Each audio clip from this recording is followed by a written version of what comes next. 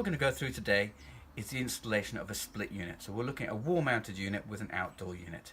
We're going to guide you through the whole of that installation process, right from the beginnings of where we're going to put it, why we're putting it where we're putting it, to actually getting the pipework all fitted, installed, all the way through to actually getting the actual unit tested and commissioned. So join us on this journey.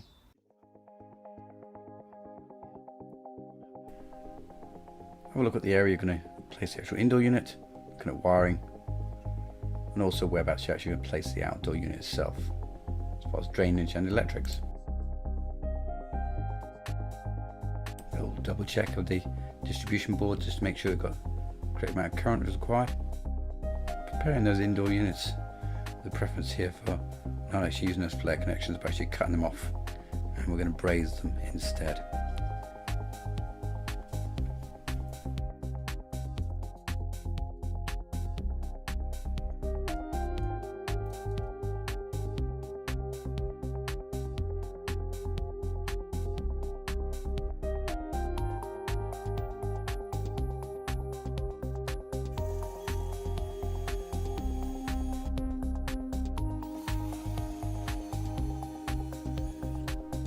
Preparing to do some brazing work, so make sure we've got some nitrogen to hand so we can do a bit of a nitrogen purge before carrying out that brazing. It stops that possibility of that carbon build within that pipework, which will eventually end up in the actual compressor.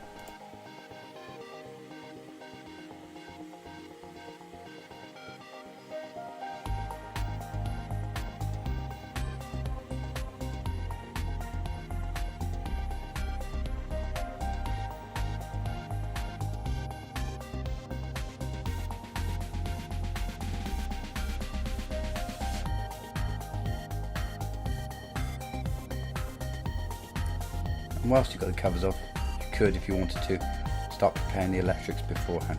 Just makes it a bit easier when you come to put everything through the actual hole. You've got the cabling and the wiring all together.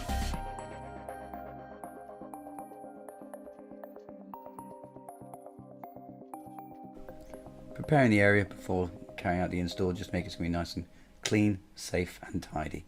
Always makes it life a little bit easier. So mark up where you can put the indoor unit, taking into account for space requirements around the indoor, and making sure it's obviously mounted at a level because it's going to help with the condensate.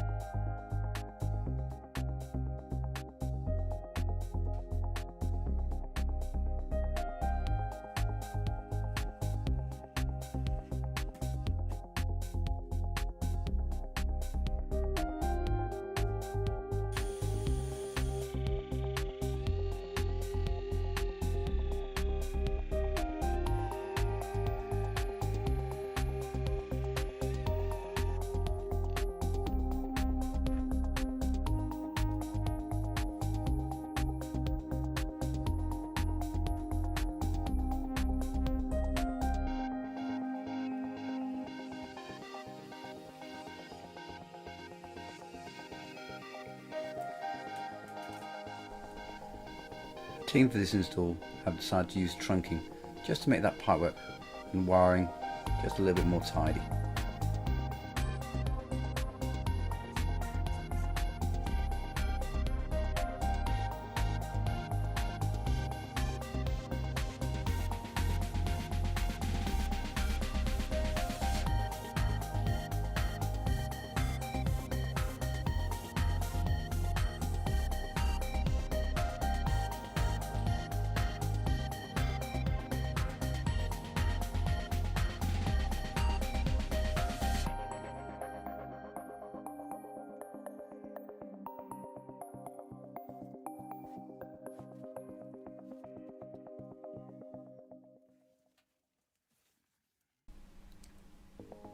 Preparing that pipework ready to go onto the actual outdoor unit.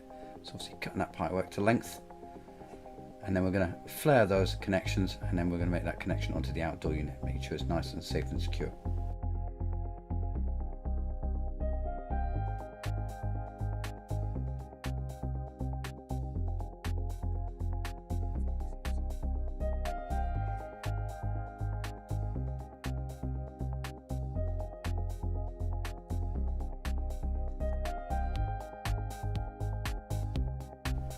When it comes to doing pressure testing, we're going to take that pressure up in stages, say about 3 bar at a time. Take it up to a tightness test. Then we're going to take it up for a strength test. Don't need to hold it there for long, just make sure that pipe works all good and sound. And then we're going to drop back down to our tightness test. Take a note of the temperature and time, because we know that temperature and pressure are related. And depending on how convoluted the system as to how long we're actually going to hold this pressure test for. This is quite a short pipe run, so it's not going to be that long. Place the system on vacuum and take it down to 5 torr. Install an isolator that's obviously weatherproof and within an arm's length of the actual unit for safety purposes.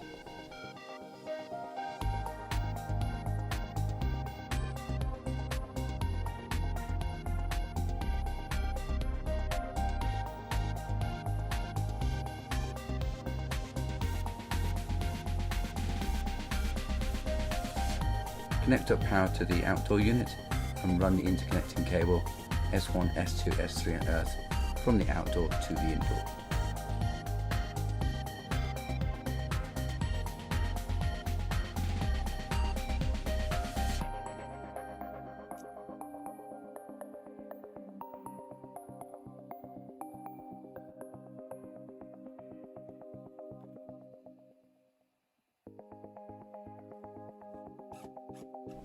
Once you're happy with that pressure rise, obviously remove the vacuum pump and then we're going to open up those valves and let the refrigerant through.